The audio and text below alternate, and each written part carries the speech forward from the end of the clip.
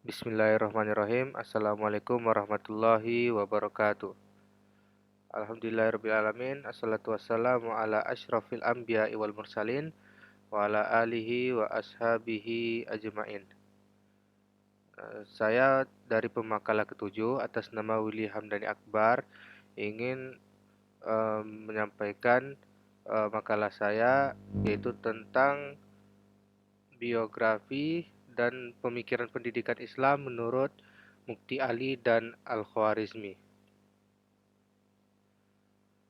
Abdul Mukti Ali atau Budiono merupakan putra dari pasangan Haji Abu Ali dan Hajjah Khadijah yang dilahirkan pada tanggal 23 Agustus 1923 di Cepu Blora, Jawa Tengah.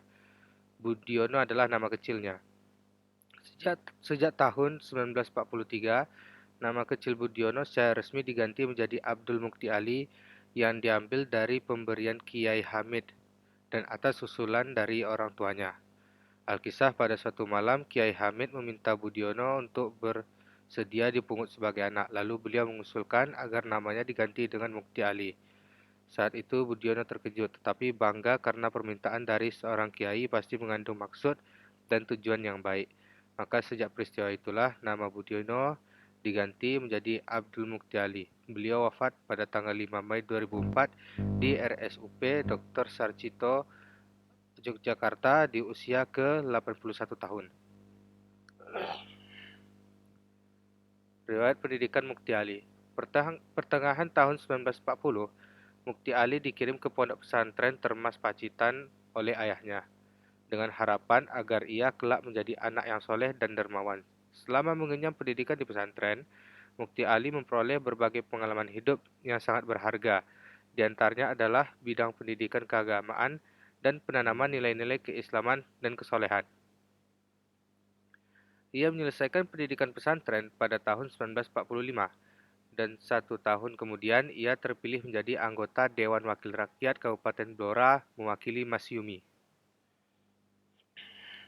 Namun, karena naluri akademiknya jauh lebih kuat daripada politiknya, maka pada tahun 1947 beliau melanjutkan studi dan menjadi mahasiswa di STI Yogyakarta, UII Yogyakarta. Tahun 1950, Mukti Ali berangkat menunaikan haji yang diteruskan dengan belajar di Mekah. Kurang dari setahun bermukim di sana, Mukti Ali disarankan oleh Haji Imran Rosyadi atau Konsul Haji Indonesia untuk belajar di Karachi, Pakistan. Selanjutnya pada tahun 1950 beliau mendaftarkan diri di Fakultas Sastra Arab Program Sejarah Islam. Dalam waktu 5 tahun, beliau mampu menyelesaikan program sarjana muda dan doktornya. Dan pada tahun 1955, atas saran dari Anwar Haryono, beliau berangkat ke Kanada dan melanjutkan studi di Institute of Islamic Studies, McGill University, Montreal, Kanada, dan mengambil jurusan spesialisasi perbandingan agama. Sejak saat inilah corak dasar pemikiran Abdul Mukti Ali dan wawasan keagamaannya berubah berkat kajian-kajian dan metode studi agama yang diterapkan di kampusnya. Pemikiran Mukti Ali. Konsep pendidikan. Yang pertama menurut Al-Quran dan hadis. Tugas manusia yang pertama adalah menjadi hamba Allah yang taat sebagaimana firman Allah dalam Al-Quran surat Az-Zariyat ayat 56 yang artinya, dan aku tidak menciptakan jin dan manusia melainkan supaya mengabdi atau beribadah kepadaku. Manusia diperintah untuk beribadah hanya kepada Allah karena tidak ada Tuhan selain Dia. Dalam rangka menjalani tugasnya tersebut, Allah telah membekali dengan ilmu pengetahuan, sebagaimana dalam firman-Nya, dan Dia mengajarkan kepada Adam nama-nama atau benda-benda seluruhnya. Quran Surat Al-Baqarah ayat 31. Inilah cikal bakal ilmu pengetahuan yang diajarkan kepada manusia pertama dari sang pemilik ilmu. Selain Al-Quran, pendidikan Islam juga berdasarkan pada hadis. Berikut adalah hadis mengenai pendidikan Islam. Hadis riwayat Abu Hurairah radhiyallahu anhu yang berkata, Rasulullah shallallahu alaihi wasallam bersabda, setiap anak itu dilahirkan dalam keadaan fitrah. Kedua orang tuanya lah yang membuatnya menjadi seorang Yahudi, seorang Nasrani, maupun seorang musyrik. Lalu seorang laki-laki bertanya, Ya Rasulullah, bagaimana pendapat engkau kalau anak itu mati sebelum itu? Beliau menjawab, Allah lebih tahu tentang apa yang pernah mereka kerjakan. Hadis riwayat Abu Daud. Setiap anak dilahirkan atas fitrahnya yaitu suci tanpa dosa. Dan apabila anak tersebut menjadi Yahudi atau Nasrani, dapat dipastikan itu adalah dari orang tuanya. Orang tua harus mengenalkan anaknya tentang sesuatu hal yang baik yang harus dikerjakan dan mana yang buruk yang harus ditinggalkan, sehingga anak itu bisa tumbuh berkembang dalam pendidikan yang baik dan benar. Menurut Undang-Undang 1945, Mukti Ali berangkat sebagai Menteri Agama tentu tidak hanya fokus pada perkembangan pendidikan Islam saja, akan tetapi seluruh agama juga bernaung dalam tanggung jawab Menteri Agama.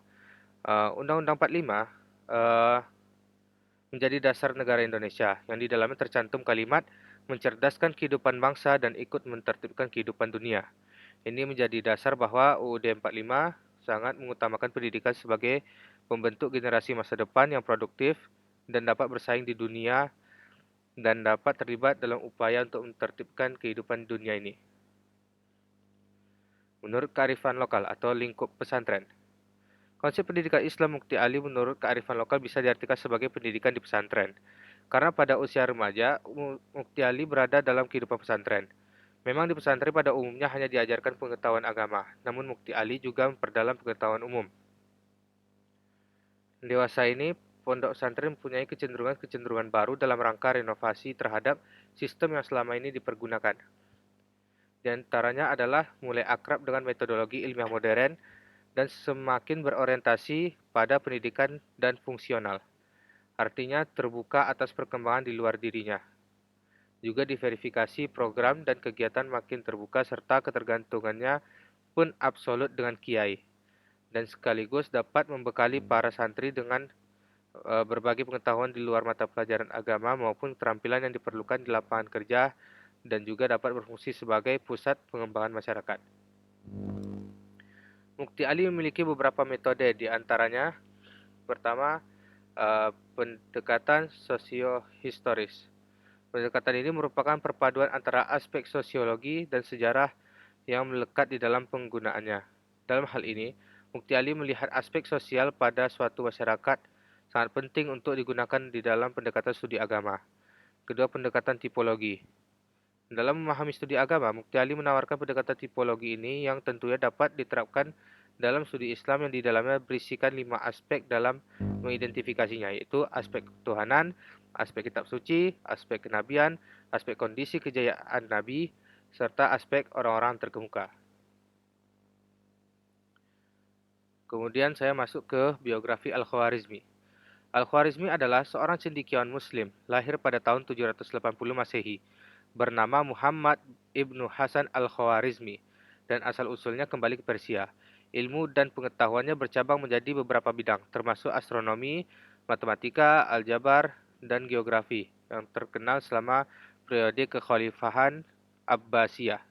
Dan dia adalah salah satu peneliti di tempat yang dikenal sebagai Rumah Kebijaksanaan di Baghdad.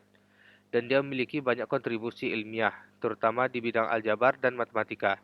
Saat dia mempresentasikan ke Barat apa yang dikenal sebagai angka India, dia juga memperkenalkan sistem penghitungan desimal dengan menerjemahkan banyak karya Latinnya yang berbicara tentang topik ini. Dan buku singkatnya tentang menghitung aljabar dan al-muqabalah adalah buku pertama yang membahas cara menyelesaikan persamaan linier dan kuadrat dalam bahasa Arab, dan banyak karyanya diterjemahkan ke dalam bahasa lain. Al-Khwarizmi adalah tokoh ilmuwan muslim yang konsen di bidang matematika dan memberikan di bidang aljabar. Nama lengkap beliau adalah Abu Ja'far Muhammad bin Musa Al-Khwarizmi. Beliau adalah matematikawan, mengajarkan aljabar dengan elementer.